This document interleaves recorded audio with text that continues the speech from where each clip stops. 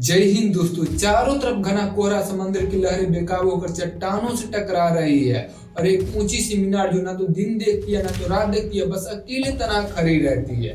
लेकिन सवाल यह है, क्या वाकई में ये मीनार अकेले होती है? जिस जगह इंसान कदम रखने से भी डरते हैं, वहाँ कुछ लोग अपनी जिंदगी के सालों साल बिता देते हैं।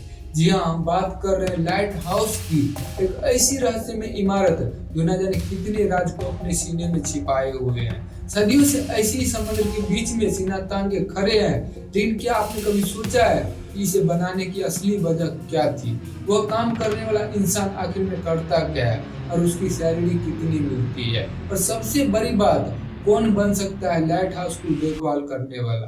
क्या इसके लिए कोई खास योगदान चाहिए या फिर कोई भी काम कर सकता है, कोई भी बन सकता है? इस वीडियो में आपको लेकर चलेंगे ऐसी सफर पर जहां अंधेरा ही आपकी रोशनी बनेगा और हर जवाब एक नए सवाल की तरफ इशारा करेगा। तो अपनी आंखें खोलिए और अंत तक बने रहिए, क्योंकि आज हम जानेंगे उस रहस्यमय को जो समुद्र के गहराई से भी ज्यादा खामोश है। दोस्तों, लाइट हाउस के बारे में बात करने से पहले हमें यह समझना होता है कि आखिर में यह होता क्या है और इसका काम क्या होता है। आप कल्पना कीजिए कि आप एक जहाज के कप्तान हैं और आपके सामने घना अंधेरा और आकाश में तारे भी नहीं दिखाई देता है और समुद्र उफान पे रहता है और आपको कहीं भी पता नहीं रहता है कि कितना दूर है और कितना दूर हमें जाना है, और ये भी नहीं पता रहता है कि आपके सामने चट्टान है या फिर नहीं है। एक गलती से जिसके आपके पूरे जहाज को तबाह कर सकता है। ऐसी परिस्थिति में सभी नाविकों को एक ही चीज का इंतजार रहता है, किनारे पर जलती हुई एक मजबूत ऊंची रोशनी जो उन्हें बताता था कि जमीन पास है या नहीं, खतरनाक चट्टान उनके सामने है या दूर। लाइट हाउस इस परिस्थिति में उनकी मदद करता था।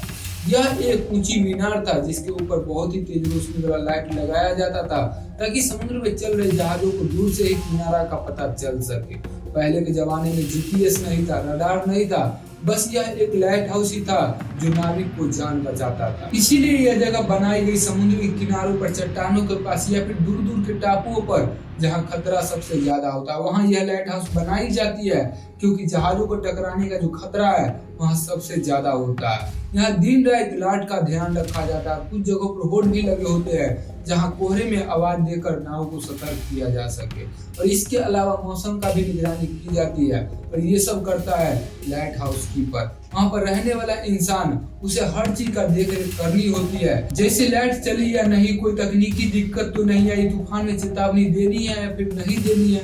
यहाँ रहने वाले कीपर के पास अपने अधिकारियों से संपर्क करने के लिए कई तरीके होते हैं, जैसे सैटेलाइट फोन या रेडियो सिग्नल, या फिर कठिन परिस्थिति में फ्लेयर गन का भी इस्तेमाल किया जाता है। अब सवाल ये आता है, क्या लाइट हाउस पे रहना इतना आसान है?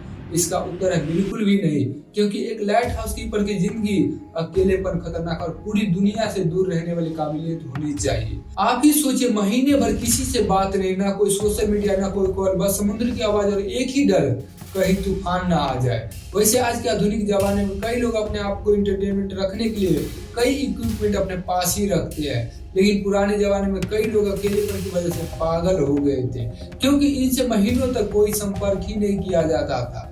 अब बात कर लेते हैं लाइट हाउस कीपर की सैलरी के बारे में और उसकी योग्यता के बारे में, और साथ ही उसे कैसे मैनेज किया जाता है इसके बारे में भी हम जान लेते हैं।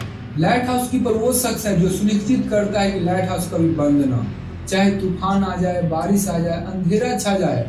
हर दिन सुनिश्चित करना होता है कि लाइट हाउस की रोशनी सही तरीके से काम कर रही है या फिर नहीं कर रही है। इसके बाद लाइट हाउस का बल्ब सही तरीके से रोटेट कर रहा है या नहीं कर रहा है, ये भी चेक करना पड़ता है, देखना पड़ता है। और साथ में पावर सोर्सेस बराबर तरीके से काम कर रहा है या नहीं कर रहा है, ये भी देखना पड़ता है। पहले के जमाने में जब लाइट नहीं था तो लोग आग जलाने के लिए रोशनी का उत्पादन करते थे, लेकिन उसके बाद मिट्टी का तेल का उपयोग होने लग गया और समय के साथ साथ प्राकृतिक गैस का भी इस्तेमाल होने लग गया।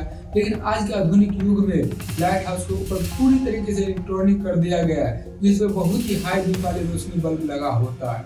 इसके पावर देने के लिए सोलर पैनल का इस्तेमाल किया जाता है या फिर जनरेटर का इस्तेमाल किया जाता है, उपयोग किया जाता है, जिसमें समय समय पर जहाजों द्वारा तेल की आपूर्ति की जाती है। लाइट हाउस कीपर की अगर सैलरी की बात की जाए तो हर देश में इसकी सैलरी अलग अलग होती है। जैसे भारत में आज के समय में 200 से ज्यादा लाइट हाउस समुद्र में खड़े हैं, जिसमें ज्यादातर ऑटोमेटिक है, यानी कि इसे चलाने के लिए कोई कीपर की जरूरत नहीं पड़ती है। लेकिन लक्षद्वीप, अंडमान निकोबार द्वीप और गुजरात, महाराष्ट्र के तटीय इलाकों पर कीपर की जरूरत पड़ती है, क्योंकि इस इलाके में काफी संवेदनशील है, जिसमें कीपर को लगभग 1 लाख रुपया प्रति महीना लगभग दिया जाता है। हालांकि अमेरिका में, कनाडा में, ऑस्ट्रेलिया में और नीदरलैंड में काफी ज्यादा सैलरी दी जाती है। अमेरिका के रिमोट लोकेशन के तटीय क्षेत्रों पे कीपरों की सैलरी की अगर बात की जाती है 1 करोड़ से भी ज्यादा है सालाना का। हालांकि इसमें रिस्क भी उतना ही है। लाइट हाउस कीपर की अगर जॉब की बात की जाती है, इंसान को एकदम फिट होना चाहिए और साहसी होना चाहिए, और साथ में इलेक्ट्रॉनिक लाइट का जानकारी भी होना चाहिए, और साथ में समुद्र के क्षेत्र के बारे में भी जानकारी होना चाहिए। इसके बाद आप जॉब के लिए अप्लाई कर सकते हैं, जिसमें कि आपको एक खास ट्रेनिंग भी दी जाती है कि कैसे इस वीरान और तनहासा क्षेत्रों में सर्वाइव किया जा सके। आपको जानकर हैरानी होगी कि इतिहास में कुछ ऐसे भी घटना हो चुकी है जिसमें लाइट हाउस कीपर के रहस्यमय तरीके से गायब भी हो चुके हैं, जिसमें प्लेटेन आइलैंड के पायलट का रहस्य में आज तक अनसुलझा है। साल 900 में स्कॉटलैंड के करीब 20 किलोमीटर दूर अटलांटिका महासागर में बसा एक वीरान सा छोटा टापू जिसका नाम था प्लेटेन आइलैंड। यहाँ पर एक लाइट हाउस था जिस पर एक नहीं बल्कि 3 कीपर तैनात किए गए थे। तो दोस्तों इस वीडियो को हम यहीं पे समाप्त करते हैं, और अगले वीडियो कौन सी आने चाहिए कमेंट में जरूर बताइएगा। और साथ में अगर हमारे चैनल को यूट्यूब से देख रहे हैं तो चैनल को सब्सक्राइब कर लीजिए, और फेसबुक से देख रहे हैं तो फॉलो जरूर कर लीजिएगा। बहुत बहुत धन्यवाद दोस्तों।